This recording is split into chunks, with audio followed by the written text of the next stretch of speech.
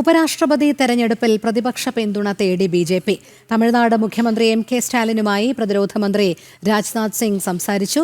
CP. രാധാകൃഷ്ണന് പിന്തുണ തേടിയാണ് സംസാരിച്ചത്. കൂടുതൽ വിവരങ്ങളുമായി എസ്. ശ്രീകാന്ത് ചേരുന്നു. ശ്രീകാന്ത്, സ്വാഭാവികമായും ഭൂരിപക്ഷത്തിന്റെ അടിസ്ഥാനത്തിൽ എൻ.ഡി.എ സ്ഥാനാർത്ഥി തന്നെയാകും വിജയിക്കുക. സാങ്കേതികമായുള്ള ഒരു മത്സരം ഒഴിവാക്കാൻ തന്നെയാണോ നിലവിൽ ഇപ്പോൾ എൻ.ഡി.എ മുന്നോട്ട് വയ്ക്കുന്നത്, ഇത്തരത്തിൽ മത്സരം ഒഴിവാക്കുക എന്നുള്ളൊരു നിർദ്ദേശം?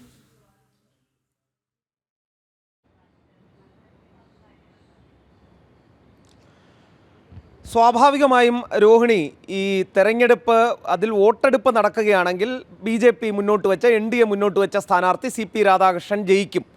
അക്കാര്യത്തിലൊരു സംശയവും വേണ്ട. പക്ഷേ ഉപരാഷ്ട്രപതി സ്ഥാനം പോലെ ഒരു ഭരണഘടനാ സ്ഥാനത്തേക്ക് ഒരു തെരഞ്ഞെടുപ്പ്, വോട്ടെടുപ്പ് പോലെ ഒരു കാര്യം നടക്കേണ്ടതില്ല. നേരെ മറിച്ച് അത് ഒരു സമവായ സ്ഥാനാർത്ഥി തന്നെ വരട്ടെ എന്നുള്ളതാണ് കേന്ദ്ര സർക്കാരിൻ്റെ തീരുമാനം. ഇന്ന് രാവിലെ മല്ലികാർജ്ജുൻ ഖാർഗെയുമായും രാജ്നാഥ് സിംഗ് സംസാരിച്ചിരുന്നു. അതിനുശേഷമാണ് എം.കെ. സ്റ്റാലിനുമായി സംസാരിച്ചത്. അതിനൊരു കാരണം, സി.പി. രാധാകൃഷ്ണൻ വരുന്നത് തമിഴ്നാട്ടിൽ നിന്നാണ്. അതിനാൽ തന്നെ ഈ തമിഴ് സ്വത്വവും തമിഴ് അസ്മിതയും ഒക്കെ പറയുന്നയാളാണ് എം.കെ. സ്റ്റാലിൻ. അദ്ദേഹത്തിൻ്റെ തനി നിറം എന്താണ് എന്ന് മനസ്സിലാക്കുക എന്നുള്ളത് കൂടി ഈ കാര്യത്തിൽ ഉണ്ട്. അദ്ദേഹത്തോട് പിന്തുണ തേടിയിരുന്നു. പക്ഷേ ഒരു കാരണവശാലും പിന്തുണയ്ക്കില്ല എന്ന നിലപാടാണ് എം.കെ. സ്റ്റാലിൻ എടുത്തിട്ടുള്ളത്.